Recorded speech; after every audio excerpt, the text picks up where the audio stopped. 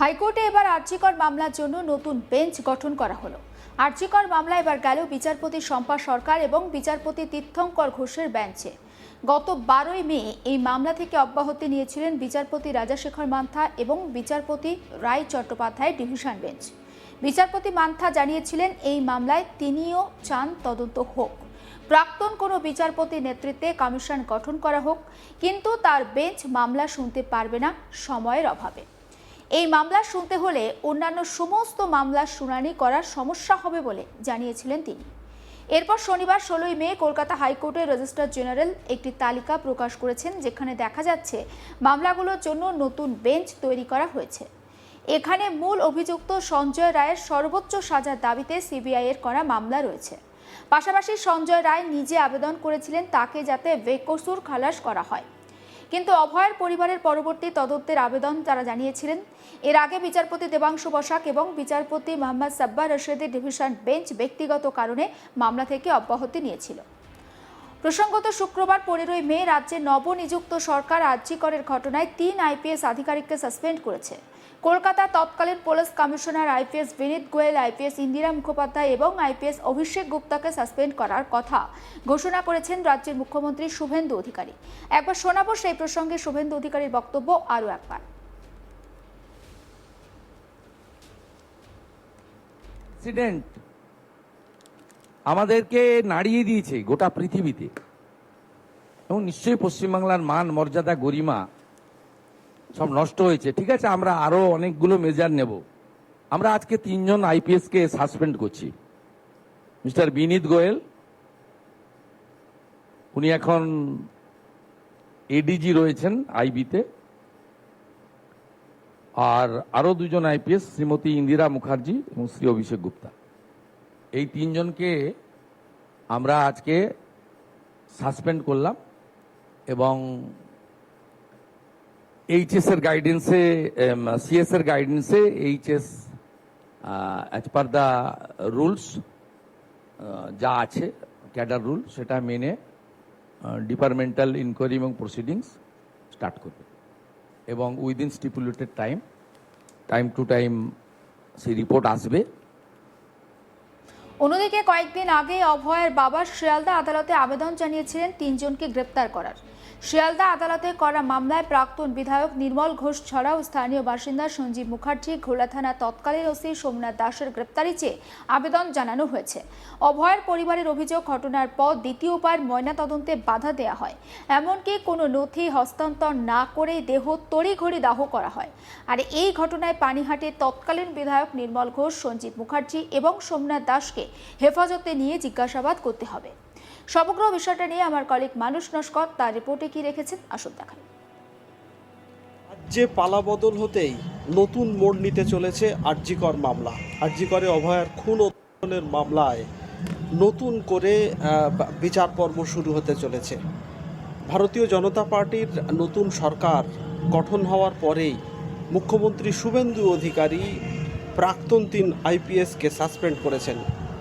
কলকাতার তৎকালীন police commissioner বিনীত Goyal, IPS Indira Mukhopadhyay ও অভিষেক গুপ্তাকে suspend করা হয়েছে। একই সঙ্গে অভয়ার মা শিয়ালদা আদালতে একটি আবেদন জানিয়েছেন। আর কলকাতা হাইকোর্টে এই সংক্রান্ত যে 3টি মামলা ছিল, সেই মামলা শুনানির জন্য গঠিত হলো নতুন বেঞ্চ। আমরা জানি যে গত 12ই মে কলকাতা হাইকোর্টে বিচারপতি রাজাশেখর মান্থা ও বিচারপতি রায় চট্টোপাধ্যায়ের বেঞ্চ, তাদের সময়ের অভাব রয়েছে বা ওই বেঞ্চে এই মামলা শুনানি করা হলে অন্যান্য কোনো মামলার আর শুনানি করা যাবে না বলে বা তিনি পরিষ্কার জানিয়েছিলেন। সেই জন্যে তিনি এই মামলা শুনতে পারবেন না বলে মামলাকারী অভয়ার পরিবার সহ অন্যান্য পক্ষকে জানিয়েছিলেন। তারপরেই কলকাতা হাইকোর্টের প্রধান বিচারপতি সুজয় পাল মামলাটি নতুন করে বিচারপতি শম্পা সরকার ও বিচারপতি তীর্থঙ্কর ঘোষের বেঞ্চে অ্যাসাইন করা বা শুনানির জন্য তালিকাভুক্ত করেছেন।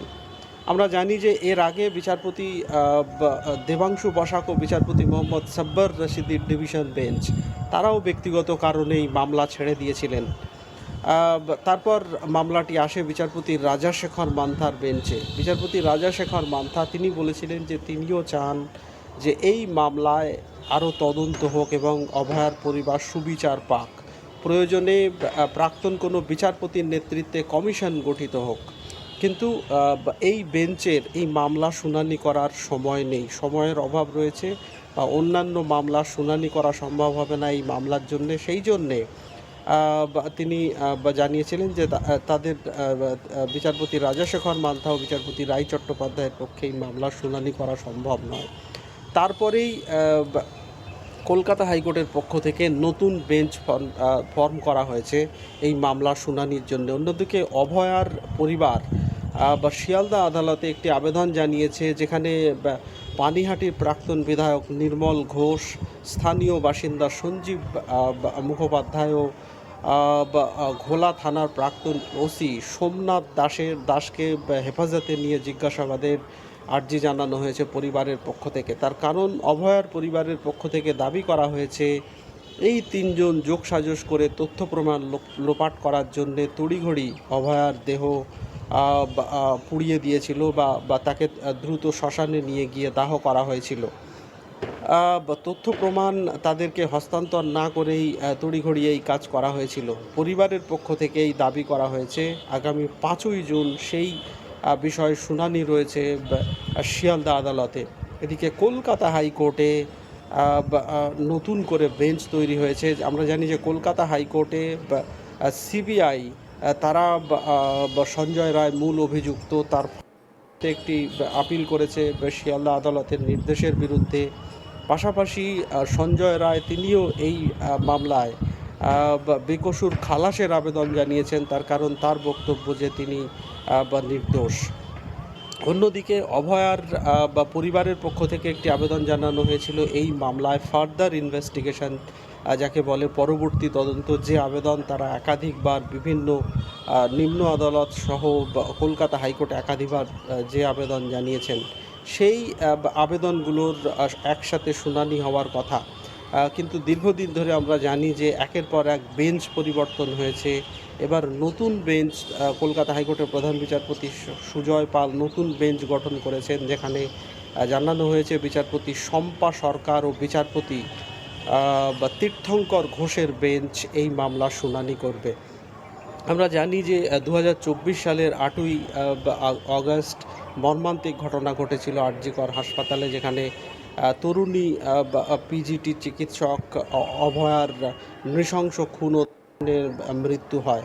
তারপরে বলা যায় যে গোটা দেশের মানুষ প্রতিবাদে রাস্তায় নেমেছিলেন।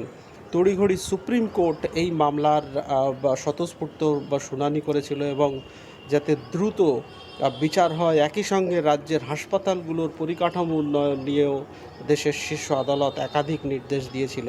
কার্যত এই মামলায় সাড়া পড়ে গেছিল এবং রাজ্যের বর্তমান শাসক দল বা ক্ষমতাসীন রাজনৈতিক দল ভারতীয় জনতা পার্টির পক্ষ থেকে নির্বাচনী পরিস্থিতিতে প্রতিশ্রুতি দেওয়া হয়েছিল তারা ক্ষমতায় আসলে নতুন করে এই মামলার ফাইল খোলা হবে, এবং সেই মতোই রাজ্যের নতুন নবনিযুক্ত মুখ্যমন্ত্রী শুভেন্দু অধিকারী তিনি ক্ষমতায় অধিষ্ঠিত হওয়ার পরেই 3 আইপিএস সেই সময় যারা পদাধীন ছিলেন তাদের 3 আইপিএসকে সাসপেন্ড করার নির্দেশ দিয়েছেন।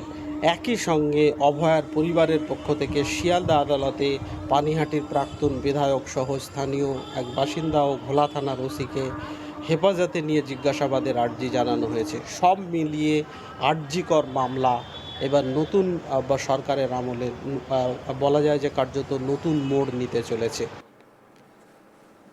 সমস্ত আপডেট পৌঁছে দেবো আপনাদের কাছে। নজর রাখুন আজ তাক বাংলা, সাবস্ক্রাইব করতে ভুলবেন না।